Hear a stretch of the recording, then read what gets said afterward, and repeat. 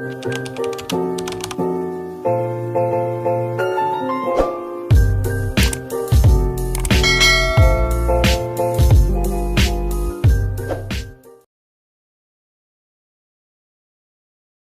masih ingat bukan? Siapa Nungaiman? Itu. Dia adalah sahabat Rasul yang lucu dan jahil. Tingkahnya selalu saja bisa membuat Rasulullah tersenyum. Saat tidak ada kegiatan, Nungaiman kadang menghabiskan waktunya di kedai minum. Tidak ada pekerjaan yang bisa kulakukan. Sungguh waktuku terbuang dengan percuma. Harapan Nungaiman terkabul. Hari berikutnya, Abu Bakar As-Siddiq datang dan mengajak Nungaiman untuk ikut berdagang dengannya. Terima kasih ya, Abu Bakar. Tentu saja aku mau ikut denganmu. Pekik Nungaiman girang. Dengan siapa lagi kita berangkat? Tanya Nungaiman. Aku juga mengajak Suwaibit bin Harmalah. Jawab Abu Bakar. Setelah persiapan selesai, rombongan Abu Bakar pun berangkat. Mereka bertiga menuju ke Syam, sebuah negara yang sangat ramai dan tergolong maju. Mereka membawa barang dagangan banyak sekali. Ya Allah, semoga kami memperoleh hasil yang melimpah. Doa Nungaiman. Abu Bakar tersenyum mendengar doa sahabatnya itu. Matahari semakin terik, Abu Bakar pun memutuskan untuk istirahat sejenak. Ketika itu, beliau ada sedikit urusan yang membuatnya harus meninggalkan rombongan. Suwaibi, engkau aku amanahkan untuk menjaga perbekalan makanan. Jangan sampai berkurang sebelum aku kembali. Baik, ya Abu Bakar. Jawab Suwaibi. Abu Bakar pun pergi meninggalkan Suwaibi dan Nungaiman. Beberapa waktu kemudian, Nungaiman merasa perutnya mulai kelaparan. Kapan Abu Bakar akan kembali? Tanya Nungaiman. Aku tidak tahu. Jawab Suwaibi sambil menggelengkan kepalanya. Perutku sudah sangat lapar. Nuaiman bangkit dari duduknya. Dia tidak bisa lagi menahan diri. Suwaibi, tolong beri aku makanan. Pinta Nuaiman. Tidak bisa. Aku menerima amanah dari Abu Bakar langsung. Aku tidak bisa melanggarnya. 1 potong roti saja. Namun, Suwaibi tetap pada pendiriannya dan tidak memberikan makanan sedikit pun pada Nuaiman. Baiklah, jika aku berbuat ulah, maka itu semua adalah salahmu. Kata Nuaiman sambil pergi.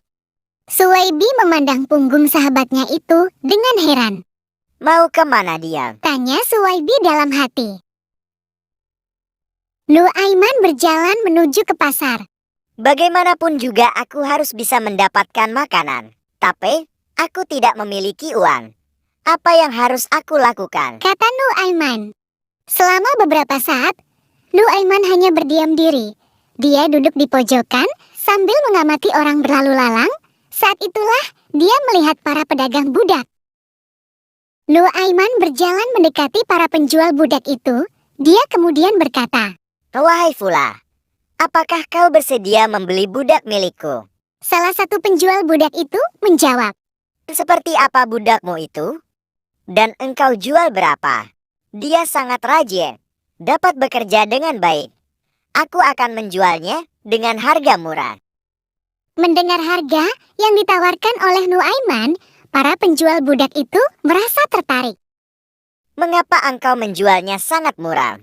Itu karena aku tidak suka pada sifatnya. Dia selalu berkata bahwa dia adalah orang yang merdeka. Hal itu merepotkanku. Jawab Nuaiman. Jika bisa, aku ingin menukarnya saja dengan makanan yang lebih bermanfaat. Nuaiman mengantarkan penjual budak itu ke tempat di mana Suwaibi berada. Engkau melihat orang yang sedang menjaga barang di sana? Dialah budak milikku. Kata Nuaiman. Dan setelah menerima uang bayaran, Nuaiman pun segera pergi. Jika Suwaibi melihat dirinya, semua rencananya akan gagal. Penjual budak itu menghampiri Suwaibi dan berkata, Tuanmu telah menjual dirimu kepadaku. Sekarang, kamu adalah budak milikku. Suwaibi terkejut. Tunggu dulu. Aku bukan budak. Teriaknya sambil melawan.